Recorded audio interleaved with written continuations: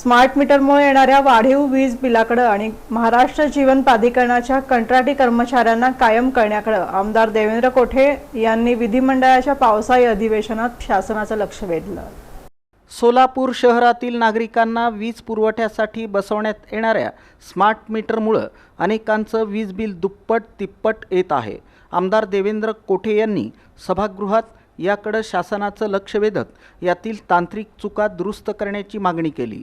महाराष्ट्र जीवन प्राधिकरणामधील कंत्राटी कर्मचाऱ्यांना शासनाच्या सेवेत कायम करावं अशी आग्रही मागणीही आमदार देवेंद्र कोठे यांनी केली।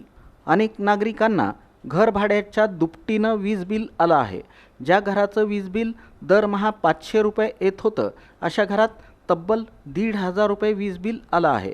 या सर्व संभ्रमाच्या पार्श्वभूमीवर महाराष्ट्र राज्य वीज वितरण महामंडळानं सविस्तर स्पष्टीकरण द्यावं। स्मार्ट मीटरमध्ये तांत्रिक चुका असल्यास सरकारनं हे स्मार्ट मीटर सक्तीनं बसवण्याला स्थगिती द्यावी अशी आग्रही मागणी देखील आमदार देवेंद्र कोठे यांनी अधिवेशनात केली। महाराष्ट्र जीवन प्राधिकरणाच्या कंत्राटी कर्मचाऱ्यांना कायम करण्याचे आदेश न्यायालयानं दिलेले आहेत, परंतु तरीही मंत्रालयातील एका अधिकाऱ्यानं जाणीवपूर्वक काम करणाऱ्या अधिकाऱ्यांना सेवेतून स्थगिती दिली आहे। अशा अधिकाऱ्यांना योग्य त्या सूचना द्याव्यात आणि महाराष्ट्र जीवन प्राधिकरणात काम करणाऱ्या अनेक वर्षांचा तांत्रिक अनुभव असणाऱ्या अभियंत्यांना कायम करण्यासाठी शासनानं पाठपुरावा करावा अशी मागणी आमदार देवेंद्र कोठे यांनी सभागृहात केली। सोलापूर शहरामध्ये सर्वत्र स्मार्ट मीटर सक्तीने बसवण्यात येत आहेत।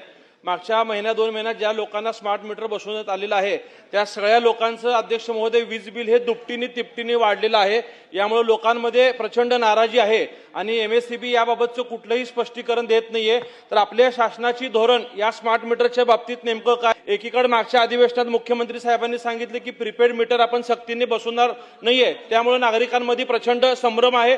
काही लोकांच्या घरभाड्याच्या दुपटीने हे वीज बिल येत आहे। तर माझी अशी आपल्या माध्यमातून सरकारला विनंती आहे की MSCBने याबाबत सविस्तर स्पष्टीकरण द्यावं आणि जे काही नागरिकांमध्ये मनामध्ये संभ्रम झालेला आहे की पूर्वी आमचं बिल समजा 500 रुपये येत होतं तर दुसऱ्या महिन्यातलं स्मार्ट मीटरचं बिल हे थेट 1,000 किंवा 1,500 रुपये आलंय। यात जर काय तांत्रिक चुका असतील तर स्मार्ट मीटर सक्तीने बसवण्याबाबत ह्या सरकारने स्थगिती द्यावी अशी मी आपल्या माध्यमातून विनंती करतो।